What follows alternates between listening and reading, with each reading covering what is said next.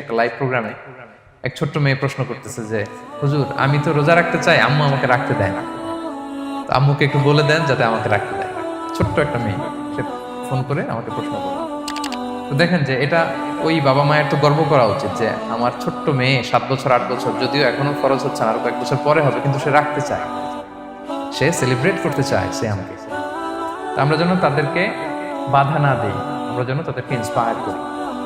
আমার মনে আছে আমি ছোটবেলা, তখন আমি মাদ্রাসায় ভর্তি হই নাই, আমি তখন স্কুলে পড়তাম, তো খুব ছোট, কিন্তু আমি রোজা রাখতে চাইতাম, আব্বা আম্মা দিতে চাইতো না। আমার দাদি আমাকে বলতো যে তুমি একটা কাজ করবা, তুমি সকালে স্কুলে যাবা, দুপুর 12টায় ফিরে আসবা, এসে খেয়ে ফেলবা, তো হাফ রোজা হয়ে গেল, অর্ধেক।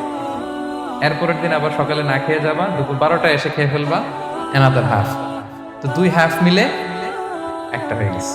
এইভাবে আমি অনেকগুলো রোজা রাখছিলাম ওই বছর। এখনো এই স্মৃতি আমাকে স্মৃতিকাতর করে। আমার দাদি, যে আমার দাদি নাই, চলে গেছেন, আল্লাহ আমাকে জান্নাত নসিব করুক, আমরা দোয়া করি। কিন্তু আজও আমার কাছে এই নস্টালজিয়া ফিলিংটা হয় যে আমি কিন্তু এইভাবে রোজা রাখছিলাম ছোটবেলায়। আমাদের বাচ্চারাও তাই করে। সো ওদের মধ্যে যে এই আবেগ, এই উচ্ছ্বাস, এটাকে যেন আমরা নষ্ট না করি। বাট লিগালি তাদের উপর রোজা ফরজ হয় না প্রাপ্তবয়স্ক হওয়ার আগে, তাইলে ওদের রাখা লাগবে না। নাম্বার 2, মাজনুন, পাগলদের উপর রোজা ফরজ হয় না। যারা পাগল তাদের উপর ফরজ হয় না। একটা হাদিস শোনাই, আল্লাহ রাসূল সাল্লাল্লাহু আলাইহি ওয়াসাল্লাম বলেছেন, আমি সবকিছু খুব প্রিসাইজলি বলছি যেহেতু আমাদের সময় কম।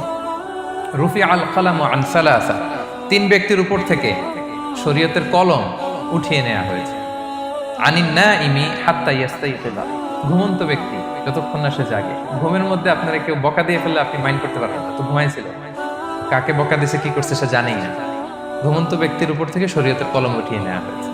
আনি সবিগি হাত্তা ইয়াহতালিমা, শিশু যতক্ষণ না সে প্রাপ্তবয়স্ক হয়। ওয়া আনিল মাজনুনি হাত্তা ইয়াকিলা, পাগল যতক্ষণ না সে সুস্থ হয়। এই 3 শ্রেণীর ব্যক্তি থেকে শরীয়তের কলম উঠিয়ে নেওয়া হয়েছে। বুঝতে পেরেছেন?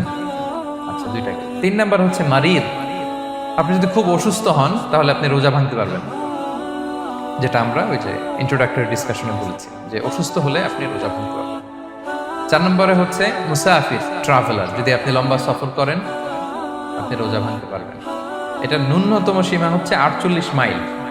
তাই বলে কেএল থেকে পেনাং যাচ্ছেন আর রোজা ভেঙে ফেলবেন, এটা করা যাবে না। আবার এখানে যদি আপনার সফরের পেরেশানি থাকে, খুব কষ্ট, তাহলে আপনি এই সুযোগটা নিতে পারবেন। কিন্তু আল্লাহ বলেছেন ওয়া আনতাসুমু খায়রুল লাকুম ইন কুনতুম তা'লামুন, যদি তোমরা রোজা রাখো এটাই তোমাদের জন্য কল্যাণ, যদিও আমি ফ্লেক্সিবিলিটি দিয়েছি।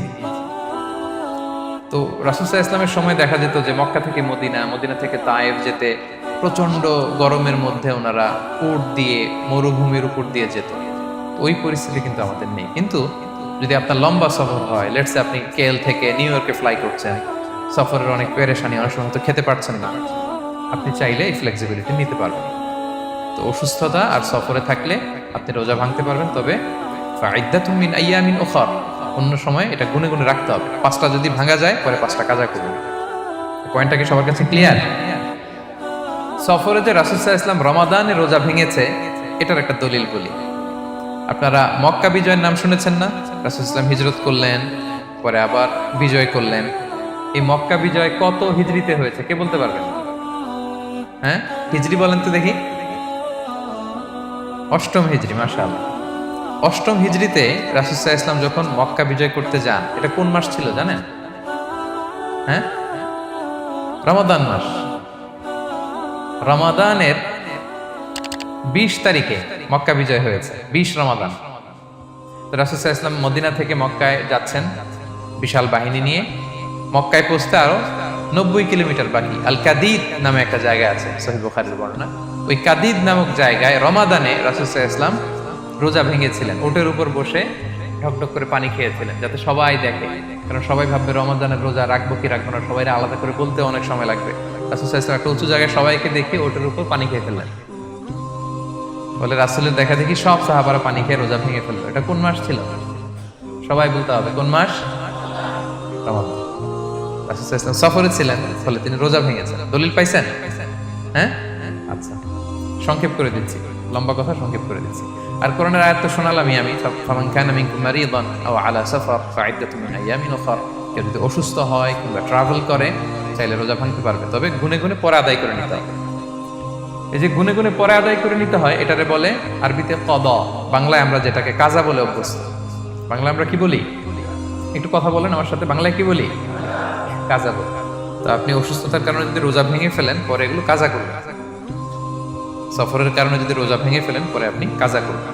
5 নম্বরে যাদেরকে এক্সাম্পশন দেওয়া হয়েছে, ওইটা আমি আয়াতে বলেছি, আরবিতে এদেরকে বলে আল হারাম, মানে very old man or women, খুবই বয়োবৃদ্ধ, অতিবৃদ্ধ মানুষ, 100 বছর 105 বছর, এরকম আমাদের কিছু মুরব্বীরা আছে না, ওনাদেরকে খাবার দিলে খেতে পারে না, কাউকে চিনে না, ওনাদের জীবনের স্বাদ আহ্লাদ সব শেষ, বিদায়ের সময়, ওই সময় উনি আর কি রোজা রাখবেন?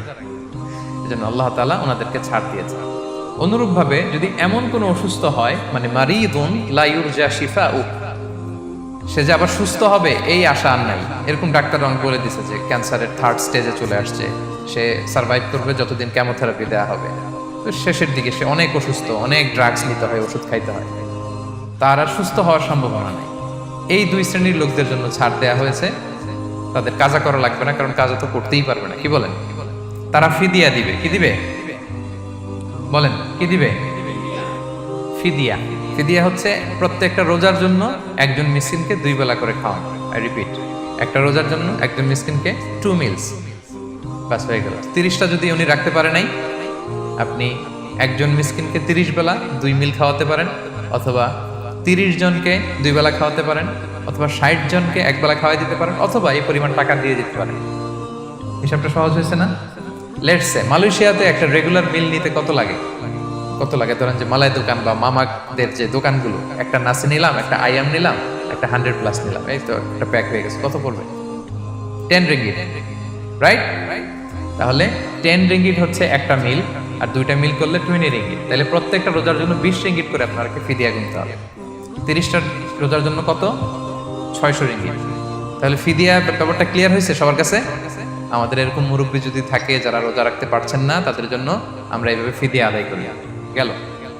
ইমাম মালিক আলাইহি রাহমা, মালিকি মাযহাবের ইমাম, উনি ওনার শেষ জীবনে খুব অসুস্থ ছিলেন। উনি ওনার শেষ জীবনের রমাদানে রোজা রাখতে পারেন নাই, এত বয়স হয়ে গেছিল, রোজা রাখতে পারেননি। তো উনি 30 জন মিসকিনকে এনে গোশত আর রুটি খাওয়াই দিয়েছিলেন একসাথে, ফিদিয়া আদায় হয়ে গেছে। তো এরা ছাড় পাবে। 6 নাম্বার হচ্ছে আসহাবুল আমাল আশ-শাক্কা, যারা খুব কঠিন কাজ করে। এই প্রসঙ্গটা নিয়ে অনেকে অনেক ভুল বোঝে। এটা হচ্ছে এমন এমন কাজ যারা করে, যারা কাজ করতে করতে অসুস্থ হয়ে যাওয়ার সম্ভাবনা আছে, মৃত্যুর মুখোমুখি, বেহুশ হয়ে যাওয়ার সম্ভাবনা, হ্যাঁ, তাদের জন্য ছাড় দেওয়া। ব্যাপারটা এমন না যে কেউ মরুভূমিতে কাজ করে সে রোজা ভাঙতে পারবে, কেউ রিক্সা চালায় কেউ রোজা ভাঙতে পারবে, কেউ স্টোন ক্র্যাশে কাজ করে সে রোজা ভাঙতে পারবে, এরকম।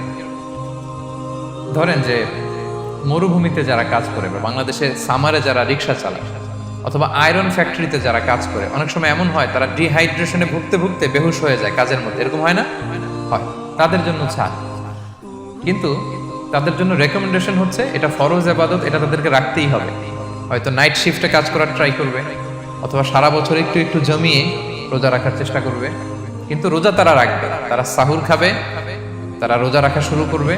কিন্তু মরুভূমিতে কাজ করতে করতে যদি এমন হয় যে সে বেহুশ হয়ে যাচ্ছে, মরার উপক্রম, এই পরিস্থিতিতেও সে রোজা ভাঙতে পারবে না, ইসলাম এতটা কঠিন নয়। পরিস্থিতি যদি এমন হয় তখন সে রোজা ভাঙতে পারবে, পরে সে রোজাগুলো কাজা করে নেবে। আচ্ছা, তো এই জন্য এই সমস্ত লোকদের ব্যাপারে আমাদের একটু সহনশীল হওয়া উচিত। আমাদের যে ওয়ার্কাররা গরমের মধ্যে কনস্ট্রাকশনে কাজ করে, আয়রন ফ্যাক্টরিতে কাজ করে, খুব কঠিন কাজ করে, তাদের কাজের টাইমটা কমায় দেয়া, তাদেরকে সাপোর্ট দেয়া, যাতে তারা রোজা রাখতে পারে। 7 নাম্বার হচ্ছে আল হামিল, গর্ভবতী নারী। 8 নাম্বার হচ্ছে আল মুরদিম, ব্রেস্ট ফিডিং মাদার, বাচ্চাকে দুধ খাওয়াচ্ছে যে মায়েরা, ওনারা রোজা ভাঙতে পারবে। যদি ডক্টর বলে যে আপনি যদি রোজা রাখেন পেটের বাচ্চার সমস্যা হবে, রোজা ভাঙতে পারবে, পরে কাজা করে। অথবা ডক্টর যদি বলে যে আপনি যদি না খান তো বুকে দুধ আসবে কোত্থেকে, বাচ্চাকে খাওয়াবেন কিভাবে, ডিহাইড্রেশন হবে, রোজা ভাঙতে পারবে। এটার দলিলটা শোনেন, সুনানে আবু দাউদের হাদিস, আল্লাহ রাসূল সাল্লাল্লাহু আলাইহি ওয়াসাল্লাম বলেছেন, ইন্নাল্লাহা আযজা ওয়া জাল্লা ওয়াদাআ আনিল মুসাফিরি শাতরাস সালাহ, আল্লাহ তাআলা মুসাফিরের জন্য নামাজকে অর্ধেক করে দিয়েছেন, কসর। ওয়া সিয়ামা আনিল হামিলি ওয়াল মুরদি, আর গর্ভবতী নারী আর দুধ খাওয়াচ্ছে এমন মায়ের জন্য আল্লাহ সিয়ামকে এক্সামশন দিয়ে দিয়েছেন, ছাড় দিয়েছেন, তারা চাইলে রোজা ভাঙতে পারবে। ক্লিয়ার? 9 নাম্বার হচ্ছে মেনস্ট্রুয়েশনাল পিরিয়ড যাদের হয়, যে বোনদের পিরিয়ড হচ্ছে মাসিক, রোজা রাখবে না, যতটা ভাঙ্গা গেল পরে আদায় করে নেবে। 10 নাম্বার হচ্ছে পোস্টপার্টাম পিরিয়ড, যেটা নিফাস বলে, আফটার বার্থ, এই বেবি ডেলিভারির পরে আমাদের বোনদের যেই পিরিয়ডটা হয় সেই সময় ওনারা রোজা রাখবেন না। কয়টা ভাঙলো গুনে পরে কাজা করে ফেলবেন। এবং আম্মা জান আয়েশা রাদিয়াল্লাহু তাআলা আনহা উনি বর্ণনা করেন, কুন্না নাহিদু আলা আহদি রাসূলিল্লাহ, এটা একটা ন্যাচারাল প্রসেস, আমাদের আম্মা জান নবীদের স্ত্রীদেরও এটা হতো। তিনি বলতেন যে আমাদের যখন পিরিয়ড হতো, সুম্মা নাতফুর, এরপর যখন আমরা সুস্থ হয়ে যেতাম, ফায়ামুরুনা বিকাদাইস সিয়াম, রাসূল সাল্লাল্লাহু আলাইহি ওয়াসাল্লাম আমাদেরকে রোজাগুলো কাজা করতে বলতো। ওয়ালা ইয়ামুরুনা বিকাদাইস সালাহ, নামাজ কাজা করতে বলতো না। আমাদের বোনরা পিরিয়ডের কারণে যে নামাজগুলো চলে যায় এগুলো কিন্তু পড়তে হয় না পরে, কিন্তু রোজা যদি ভাঙা হয় সেগুলো কি করতে হয়? রাখতে হয়। একটা মজার হাদিস শোনেন, আম্মা জান আয়েশা রাদিয়াল্লাহু তাআলা আনহা বলেন যে আমার যে রমজানের ভাঙতি রোজাগুলো ছিল আমি সারা বছর রাখতাম না। আমি হাদিস পড়তে গেলে অনেক সময় লেগে যাবে। সারা বছর আমি রাখতাম না, এটা আমি শাবান মাসে রাখতাম। কোন মাসে? শাবান মাসে। কেন? কারণ রাসূল সাল্লাল্লাহু আলাইহি ওয়াসাল্লাম নিজেও রমাদানের পরে সবচাইতে বেশি নফল রোজা যেই মাসে রাখতেন সেটা হচ্ছে শাবান মাস। এই যে এই মাসের আগে যে মাসটা আমরা কাটায় আসলাম শাবান, এই শাবান মাসের প্রায় পুরো মাসে রাসূল সাল্লাল্লাহু আলাইহি ওয়াসাল্লাম রোজা রাখতেন। তো আম্মা জান আয়েশার যে ভাঙতি রোজাগুলো উনি সারা বছর না রেখে ওই সময় রাখতেন। হাজবেন্ড ওয়াইফ দুইজনই রোজাদার। ব্যাপারটা সুন্দর না অনেক? দুইজনেই, যেহেতু আমার হাজবেন্ডও রাখতেছে তো আমিও এই টাইমে রাখি, এইভাবে উনি বুদ্ধি করে ওনার রোজাগুলো রেখে দিতেন। উনি শাবান মাসে রাখতেন কারণ তিনি রাসূল সাল্লাল্লাহু আলাইহি ওয়াসাল্লামের ব্যাপারটা খেয়াল করতেন। এমন হতে পারে যে অন্য মাসে যদি উনি রোজা রাখেন, দিনের বেলায় রাসূল সাল্লাল্লাহু আলাইহি ওয়াসাল্লাম হয়তো আম্মা জান আয়েশা রাদিয়াল্লাহু তাআলা আনহা সঙ্গ পেতে চাইতে পারে দিনের বেলায়। সো এটা রাসূল সাল্লাল্লাহু আলাইহি ওয়াসাল্লামের জন্য কষ্টকর হবে, আর উনি তো রোজা রেখেছেন। সো উনিও প্ল্যান করে এমন সময় রাখতেন যে সময় রাসূল সাল্লাল্লাহু আলাইহি ওয়াসাল্লাম রোজা রাখতেন, শাবানে রাখতেন। তো আমাদের বোনরা এই কাজটা করতে পারেন, শাবানে আপনারা একটু রাখতে পারেন। এই পয়েন্টটা শেষ। এই লোকেরা রোজা ফরজ হওয়ার পরেও ছাড় পাবে, আর যে সমস্ত ক্ষেত্রে ভাঙতে পারবে তারা পরে এগুলো কাজা করবে। কাজা মানে একটা রোজার জন্য একটা রাখা, একটার জন্য একটা রাখা। আর ফিদিয়া মানে কি একজন বলতে পারবেন? বলেন। মাশাআল্লাহ, একটা রোজার জন্য একজন মিসকিনকে 2 বেলা খাওয়ানো।